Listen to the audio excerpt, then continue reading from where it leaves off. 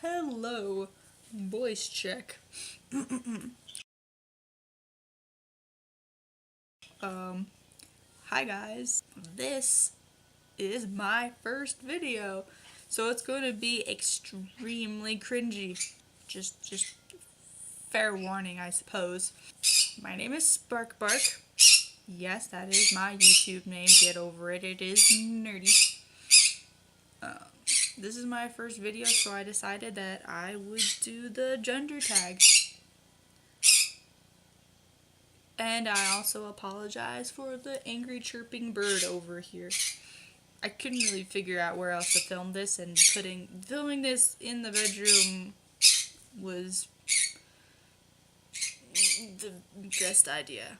The best idea that I had. It has nice lighting, don't you think? And the best background in the whole world, guys. Alright, so I'm just gonna dive right into the gender tag, guys. Question number 1. How do you self-identify your gender, and what does it mean to you? I self-identify as transgender, female to male. I was assigned female at birth, and boy does it suck.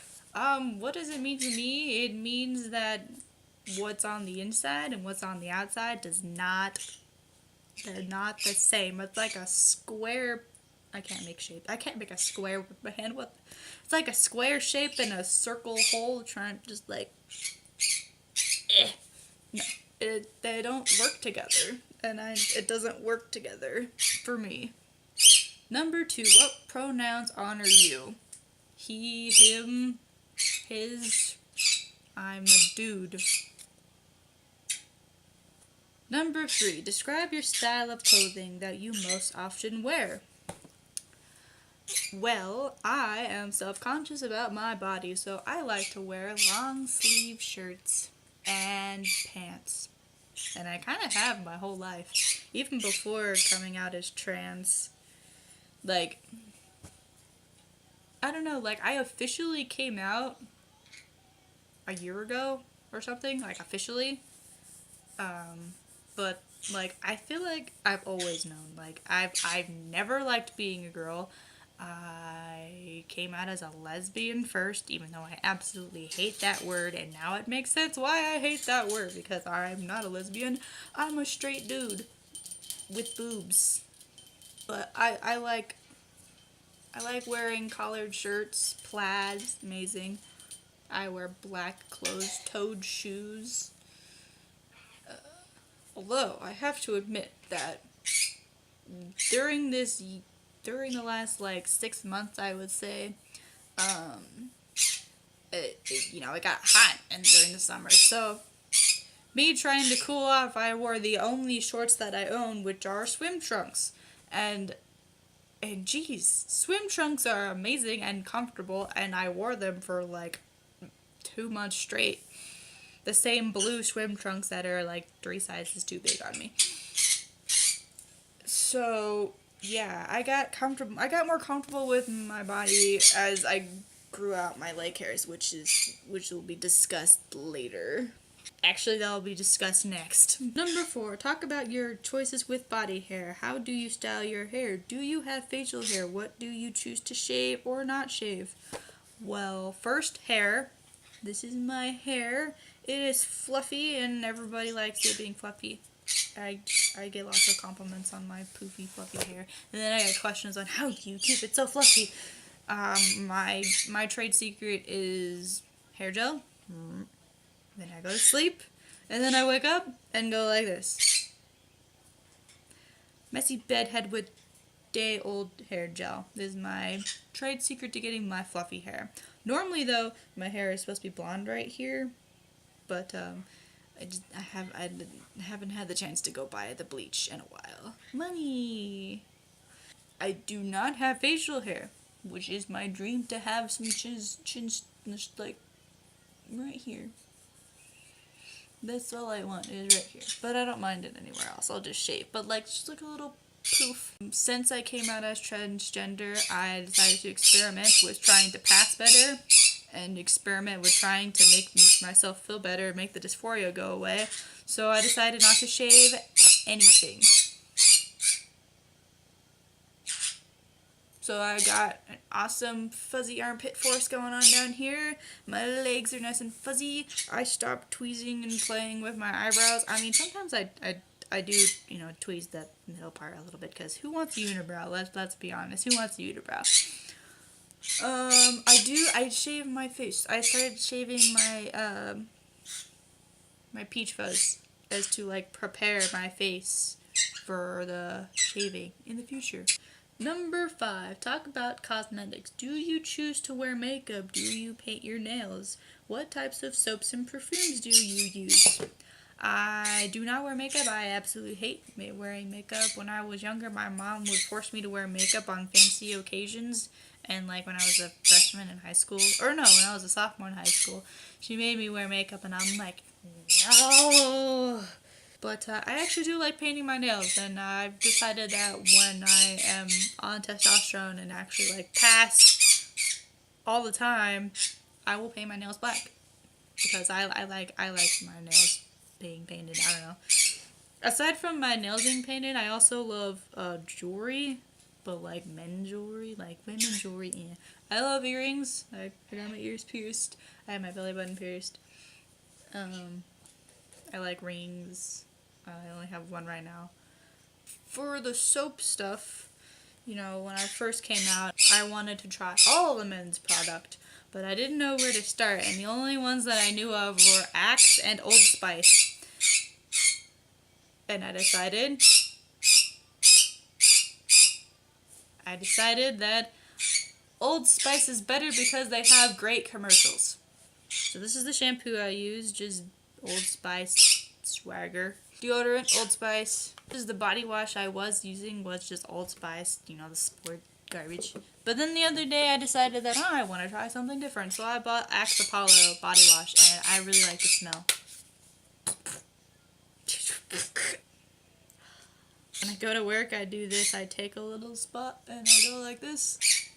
Just right there, because I don't have any cologne. So I just wipe it on just my jawline, and then I can smell it almost my entire shift. And then I shave my peach fuzz with this because my soon-to-be brother-in-law left it, and now it's mine. Number 6, have you experienced being misgendered? If so, how often? Every day of my life.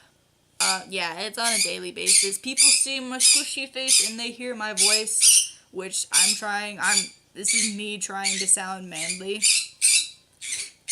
I sound sick, honestly. In my brain, I sound sick.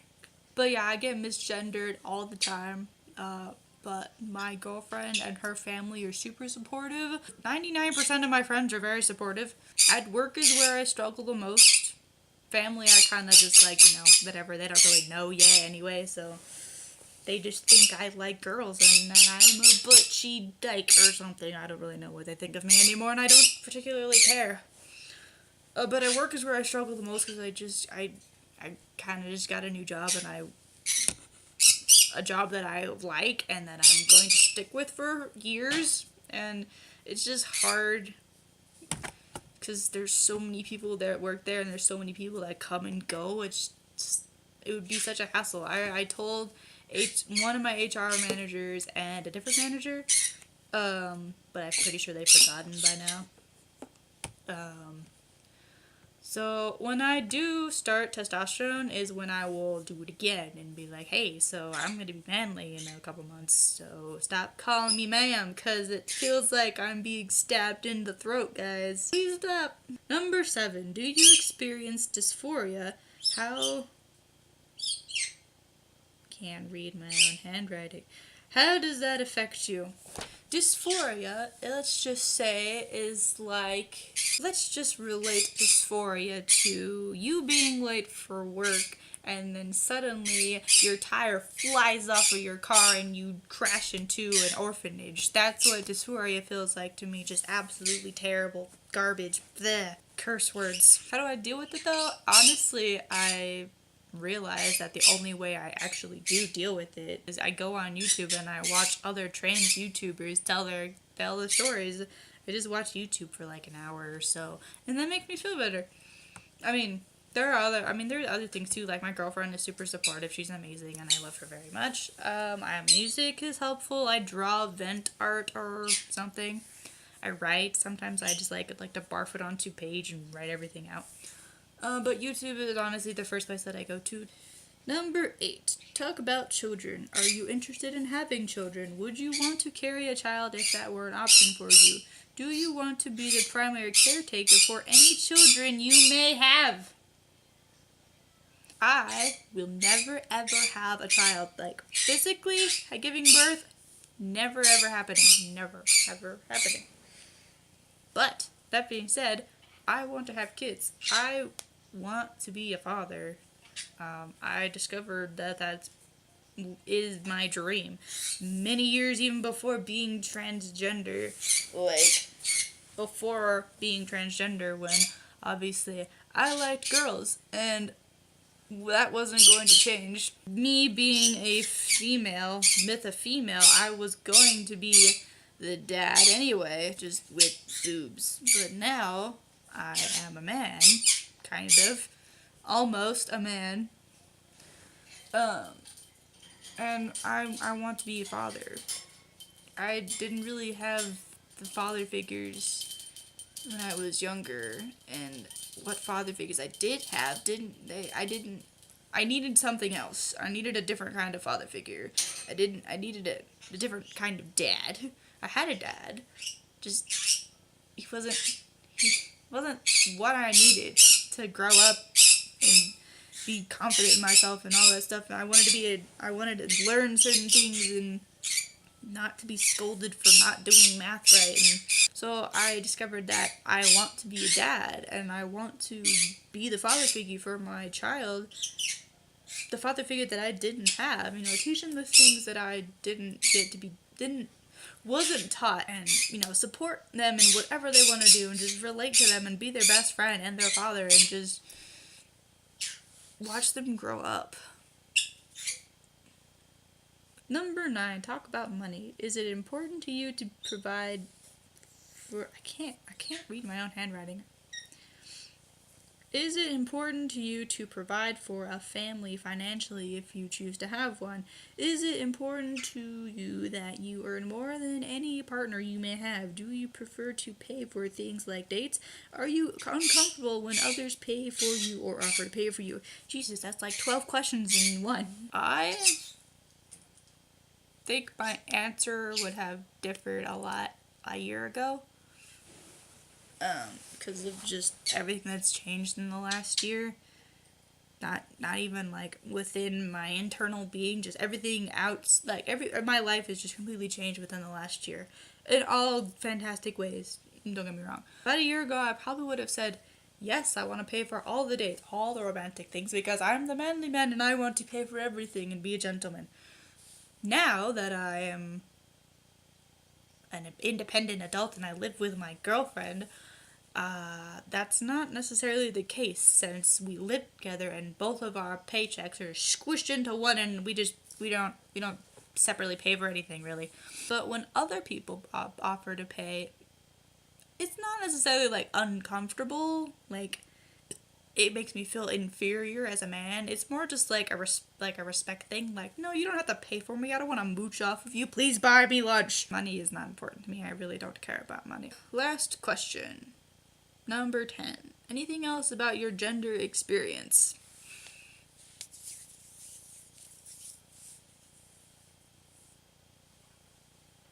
Aside from the fact that I hate my chest and my voice and my face,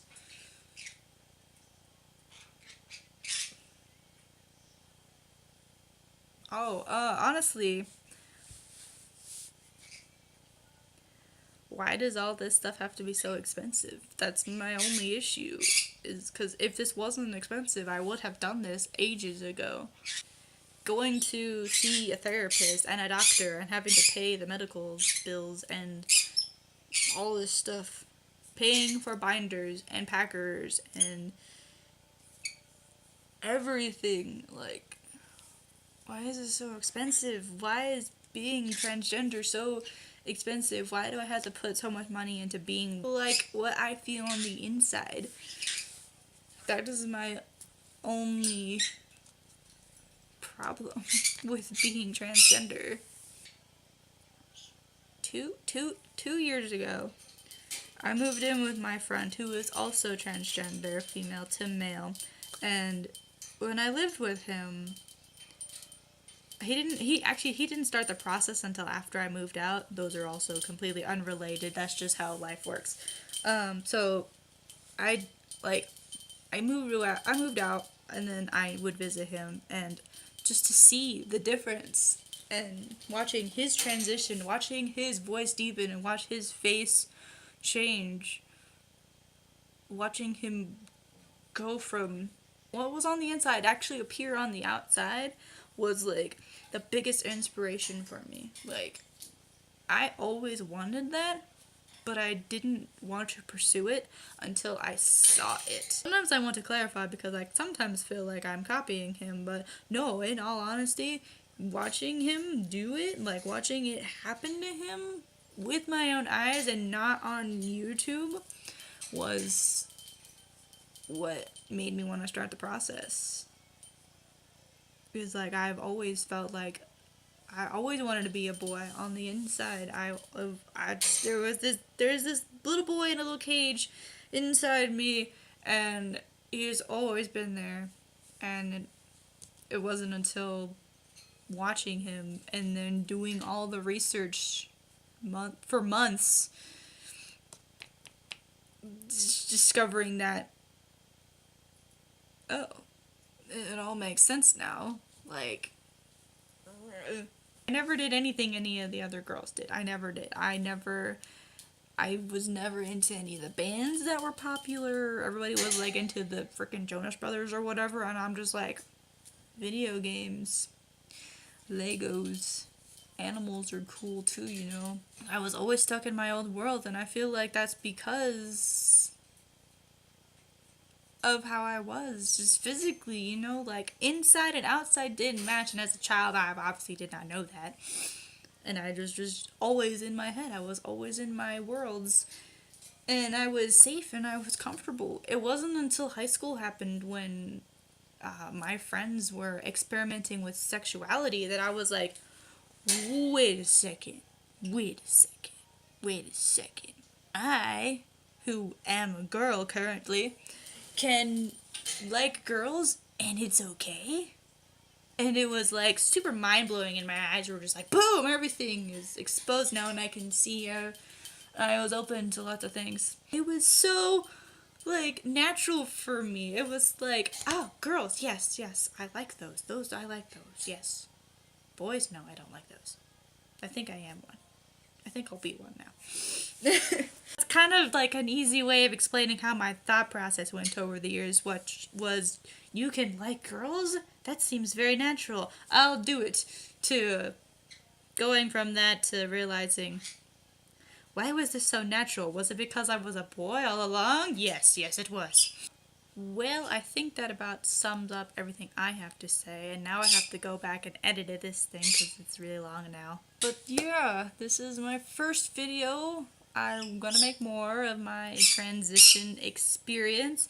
Hopefully next time there won't be an angry bird in the video. Hopefully by January I will actually start testosterone.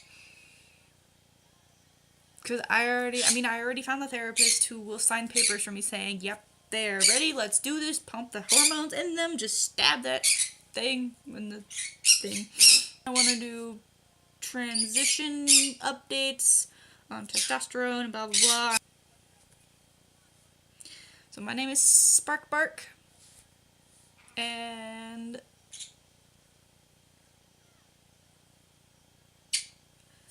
yeah, goodbye. Just go watch something else. Go watch some other YouTuber who's more famous than I am.